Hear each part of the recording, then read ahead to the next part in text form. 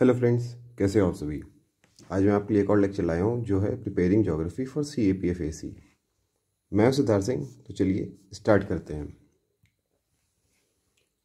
Friend, इससे पहले कि मैं ज्योग्राफी पर बात करूँ, मैं आपको ये बताना चाहूँगा कि आप बाकी लेक्चर्स भी देख लो, क्योंकि कंटेंट सारे लेक्चर्स में डिवाइडेड है। तो इसमें कौन कौन से लेक्चर्स आपको देखने चाहिए, एक प्रिपरेशन टाइमलाइन पर, एक पेपर वन की डिटेल्ड स्ट्रेटजी पर, और तीसरा करंट अफेयर्स फॉर CAPFAC। आप ये 3 लेक्चर देख लेंगे तो आपको जो बाकी जगह से ज्योग्राफी का कंटेंट है वो भी मिल जाएगा। तो चलिए अभी डायरेक्टली ज्योग्राफी की बात देख लेते हैं कि इस प्रेजेंटेशन में क्या क्या देखने वाले हैं। सबसे पहले हम सिलेबस देख लेंगे, उसके बाद बुक लिस्ट की हमें कौन कौन सी बुक्स पढ़नी है, उन बुक्स के लिए हमको अपनी अप्रोच कैसे रखनी है, प्रिपरेशन स्ट्रैटेजी कि जब हम ज्योग्राफी तैयार कर रहे हैं तो हम अपनी स्ट्रैटेजी कैसे रखें, उसके बाद एटलस और मैप्स को हमको कैसे यूज़ करना है, करेंट अफेयर्स को हमें कैसे देखना है, नोट्स किस तरह से बनाने हैं, previous year questions and mock papers. तो सबसे पहले सिलेबस की बात कर लेते हैं। देखिए, पेपर वन में जो मेंशन्ड है सिलेबस में वो दिया हुआ है इंडियन एंड वर्ल्ड ज्योग्राफी, और उसमें उन्होंने डायमेंशन भी मेंशन किए हुए हैं, physical, social and economic aspects. तो ये पेपर वन का सिलेबस है। पेपर टू में दे मेंशन ऐसे के अंदर उन्होंने मेंशन किया हुआ है indicative topics will include geography. तो देखिए, implicitly both Indian and world geography include हो जाती है पेपर टू में भी। उसके बाद बात कर लेते हैं बुक लिस्ट एंड सोर्सेज पे। तो देखिए, हमें ज्योग्राफी की तैयारी के टाइम पे हमें NCERTs देखनी है। NCERTs में 6th से लेकर 12th तक की आप देख सकते हो, लेकिन 6th 7th 8th की NCERTs ऑप्शनल है। 9th 10th 11th 12th की NCERT आपको पढ़नी पड़ेंगी। उसके बाद GC लियोंग की एक बुक आती है फिजिकल एंड ह्यूमन ज्योग्राफी पर, ये वाली, ये आपको पढ़नी है। एटलस एंड ब्लैंक मैप्स आपको यूज़ करने हैं, और करंट अफेयर्स की जो हमारे 3 सोर्सेज हैं, न्यूज़पेपर, विजन आइस की मंथली मैगजीन और प्रतियोगिता दर्पण, ये हमको देखने हैं। ठीक है। उसके बाद हम बात कर लेते हैं कि बुक्स के लिए हमको अपनी अप्रोच कैसी रखनी है। देखिए, जो 6th 7th 8th की NCERTs हैं, दे आर ऑप्शनल बुक्स, उनको आप कंफर्टेबली स्किप कर सकते हो या सिंगल रीडिंग दे सकते हो। जो 9th और 10th की NCERT है, उनको आप अच्छे से पढ़िए। उनको जब आप पहली रीडिंग दे रहे हो उसी टाइम पे आप इंपॉर्टेंट पार्ट सेलेक्ट कर लीजिए। जो 11th 12th के NCERTs हैं, GC लियोंग हैं, ये सबसे ज़्यादा इंपॉर्टेंट है आपके लिए, इसलिए you need to devote most of your time and efforts in these books. ये बुक्स में ज्योग्राफी का फाउंडेशन आपको तैयार होता है, प्लस इन बुक्स को you need to read them multiple times, memorise and revise. ठीक है। उसके बाद करंट अफेयर्स के लिए जो हमारे 3 सोर्सेज हैं, उनको हमें कैसे करना है कि हम उनमें बार बार जो भी चीज़ें आती जाती हैं उनको एटलीस्ट में देखते जाएंगे। एंड जो हम स्टैंडर्ड बुक्स में अपना पढ़ते हैं, राइट, NCERTs में एंड GC लियोंग में, उसको हमें कोरिलेट करते जाना है करंट अफेयर्स से।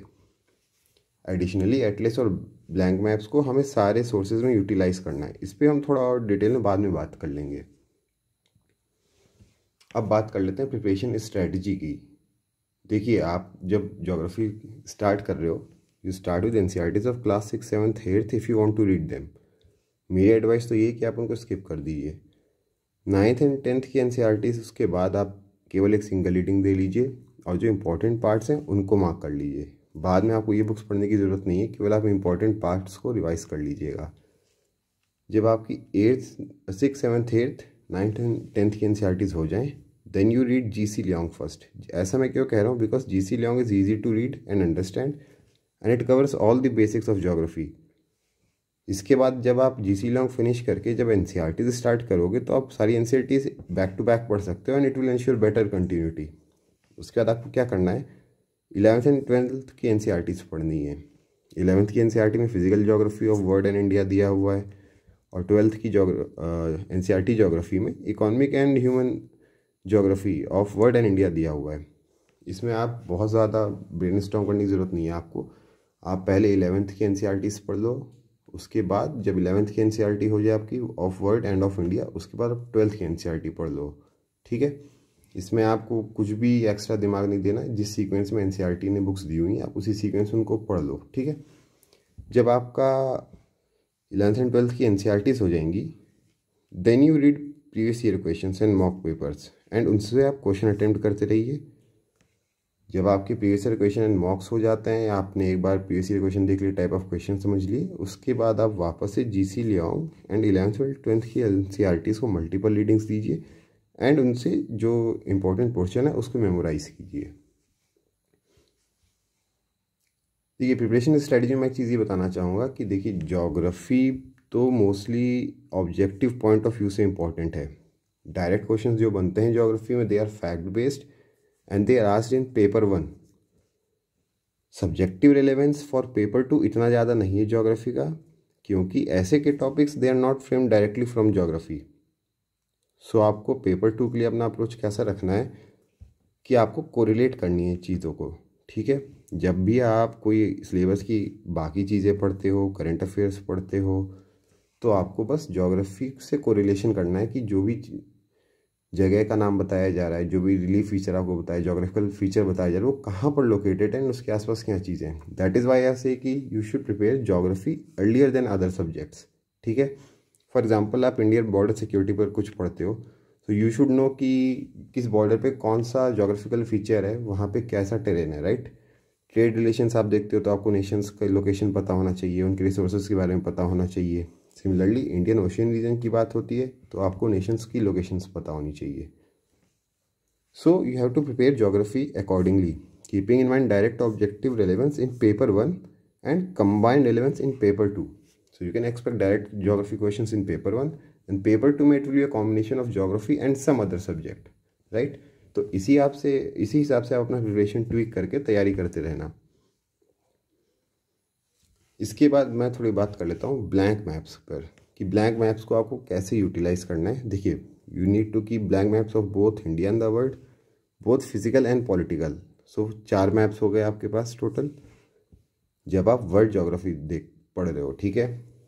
तो आप उसमें से ranges, deserts, cities, rivers, seas, oceans, ये सब चीज़ें जो भी आप ज्योग्राफी में पढ़ते जा रहे हो, फॉर एग्जांपल करेंट्स के नाम, विंड्स के नाम, राइट, जो भी ज्योग्राफिकल फिनोमेना आते हैं, for example El Nino, Indian Ocean dipole and any important landmark और feature which you come across while reading geography, आप इसको बस प्लॉट करते जाइए वर्ल्ड के मैप पर।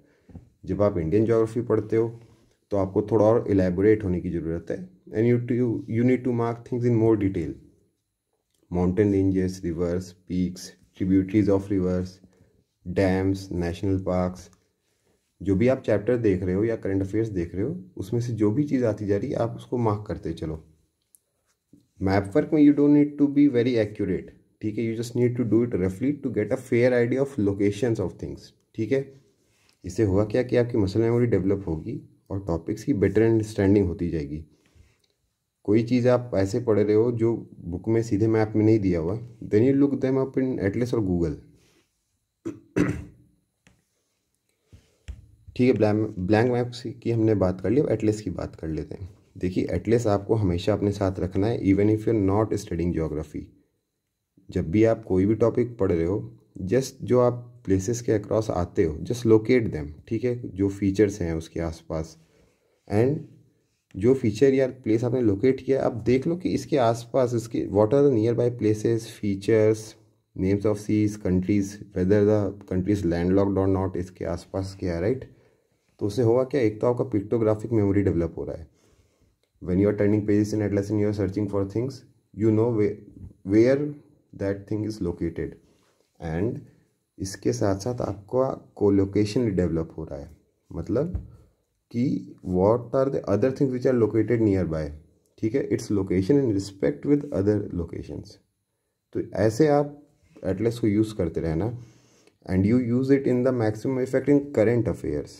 जब आप करंट अफेयर्स पढ़ रहे हो, न्यूज़पेपर पढ़ रहे हो, राइट, जो भी लेक्स के नाम आते हैं, वाइल्ड लाइफ सेंचुरीज के नाम आते हैं, आप उनको देखते जाओ, ठीक है। फॉर एग्जांपल जैसे हमें पता है कि चीता को इंट्रोड्यूस किया था कूनो नेशनल पार्क में, तो एक बार आप एटलस में लोकेट कर लो कूनो नेशनल पार्क को, देख लो किस स्टेट में, इसके आसपास कौन से डिस्ट्रिक्ट्स हैं, कौन से रिलीफ फीचर्स हैं, कौन से जोग्राफिकल फीचर्स हैं, राइट। इस तरह से आप अप्रोच करो। सिमिलरली जैसे हमें पता है कि यूक्रेन में कॉन्फ्लिक्ट चल रहा है, तो इसमें आपको देखने की ज़रूरत है कि आसपास कौन सी सीज़ हैं, कंट्रीज़ हैं, क्रीमियन पेनिनसुला कहाँ पर लोकेटेड है, उसके पास कौन सी सी है, राइट।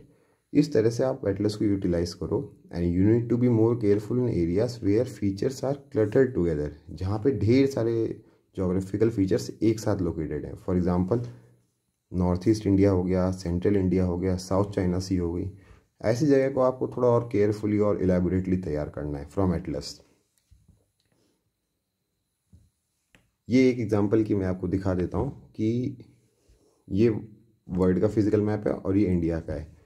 तो इसमें से माउंटेन रेंजेस प्लॉट कर लिए हैं, जो करेंट्स हैं वो हमने प्लॉट कर लिए हैं, डेजर्ट्स प्लॉट कर लिए हैं, राइट। इस तरह से बस आप जैसे जैसे वर्ल्ड ज्योग्राफी पढ़ते जा रहे हो उसको मैप पे प्लॉट करते जाओ। सिमिलरली इंडिया में माउंटेन रेंजेस, पीक्स प्लॉट कर लिया। नॉर्थ ईस्ट में हमको पता है कि ज़्यादा लैंड फीचर्स हैं, वहाँ को आप लोकेट कर लो। तो इस तरह से आप Indian geography and world geography की तैयारी करते रहना। उसके बाद करंट अफेयर्स की बात कर लेते हैं। देखिए ज्योग्राफी में करंट अफेयर्स डायरेक्ट रेलेवेंस का इतना नहीं, because new developments in geography are very few, but कुछ नए टर्म्स एंड कंसेप्ट बार बार आते रहते हैं। For example El Nino, La Nina, Indian Ocean dipole, ऐसी चीज़ें क्या these are not very well explained in NCERTs.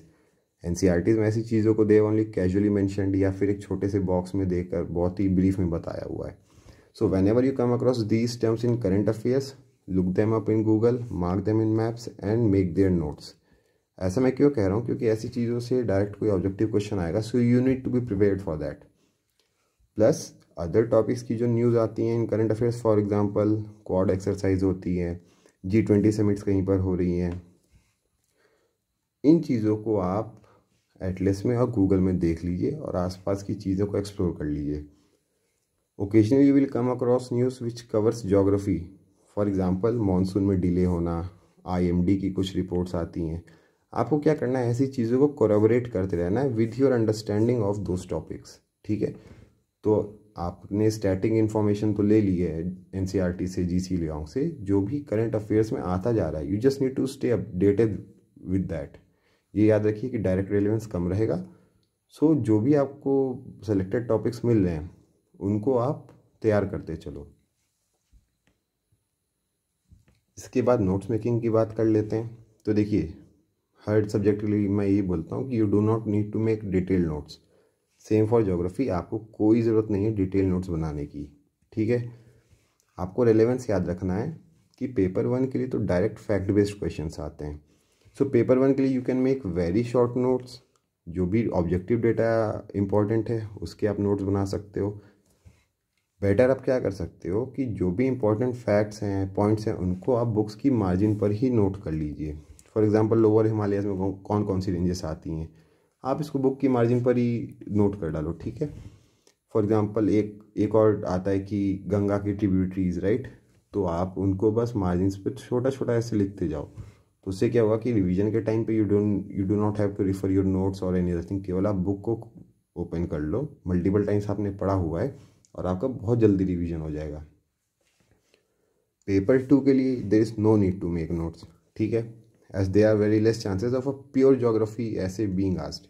बहुत ही डिफ़िकल्टी से ऐसा होगा, कभी very rarely it can happen कि ज्योग्राफी से कोई डायरेक्ट क्वेश्चन आए। सो सब्जेक्टिव नोट्स बनाने की आपको ज़रूरत नहीं है। लेकिन ऐसे concept which are not very well elaborated in NCERT and GC Leong, उनके आप नोट्स बना लीजिए। ज्योग्राफी में you have to keep in mind that you need to work more on maps and develop your understanding from there.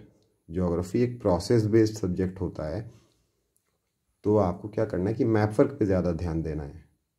बहुत accurate नहीं करना है, but at least एक रफ मैप वर्क आपका होना चाहिए और वहाँ से आप अपना अंडरस्टैंडिंग डेवलप करो। नोट्स में इतना आपको टाइम स्पेंड करने की ज़रूरत नहीं है। Previous year question and mock papers की बात कर लेते हैं। देखिए मैं हमेशा बोलता हूँ कि आपको पूरा सिलेबस ख़त्म करने की ज़रूरत नहीं है, जिससे उसके बाद आप प्रीवियस ईयर क्वेश्चन स्टार्ट करोगे, ठीक है। So do not wait to finish the whole syllabus and attempt previous year question at the end, ये काम मत कीजिए। आपने बुक की एक बार सिंगल रीडिंग दे ली है, उसके बाद ही आप प्रीवियस ईयर क्वेश्चन देखना स्टार्ट कर दीजिए, so that you understand the type of questions that are asked, ठीक है। जब आप सब्सिक्वेंट रीडिंग दे रहे हो बुक्स की, you will tweak your preparation accordingly, because आपको एक आइडिया लग जाता है कि कौन से चीज़ें किस तरह से पूछी जाती हैं, राइट, और उसी हिसाब से आप उन चीज़ों पे फोकस करते हो बाद में। फिर जो लास्ट 5 ईयर्स के प्रीवियस ईयर क्वेश्चन हैं आप उनको अटेम्प्ट कीजिए, एंड मॉक्स तो जितने आपको मिलते जाने आप उनको देखते जाइए, because they are mostly objective and उससे आपको पता चलता जाएगा कि आपके वीक टॉपिक्स कौन कौन से हैं, एंड उन पर आप थोड़ी और मेहनत कीजिए, ठीक है। देखिए यहाँ पे मैं एक और बात करना चाहूँगा कि मैंने पहले भी बात की हुई है कि एसेज में क्या आपको रफ मैप्स बनाने चाहिए चीज़ों के। तो इसमें मेरा सीधा सा जो मेरी अंडरस्टैंडिंग है वो ये है कि आपको पेपर 2 के एसेज में कोई भी मैप बनाने की ज़रूरत नहीं है, क्योंकि आप अपना टाइम वहाँ पे स्पेंड कर रहे हो। उससे बेटर क्या है कि आप अपना टाइम बचाओ and you spend it in planning and writing better content for the ऐसे, एंड एग्ज़ाम में रिवीजन के लिए आप उसको यूज़ करो, ना कि आप मैप या फिर फ्लो चार्ट ज़्यादा बनाने की कोशिश कीजिए। ऐसा मैं क्यों कह रहा हूँ, क्योंकि देखिए उसमें कोई ऐसा आपको एक्स्ट्रा मार्क्स नहीं मिलेगा। जो भी आप टाइम स्पेंड कर रहे हो that is valuable, so spend in those areas जहाँ पे आपको डायरेक्ट उसके मार्क्स मिल रहे हैं, ठीक है। सो थैंक यू गाइस, मेरी तरफ से इतना ही था ज्योग्राफी में। आपको कोई भी डाउट होता है या आपका फीडबैक आप कमेंट्स में बता सकते हो। यूट्यूब पर मेरा चैनल है सिद्धार्थ सिंह CAPF, टेलीग्राम पर mission CAPF 2023 and mission CAPF 2023 का फोरम। तो thank you friends, I hope आपकी अंडरस्टैंडिंग क्लियर होगी ज्योग्राफी प्रिपरेशन पे। Keep working hard.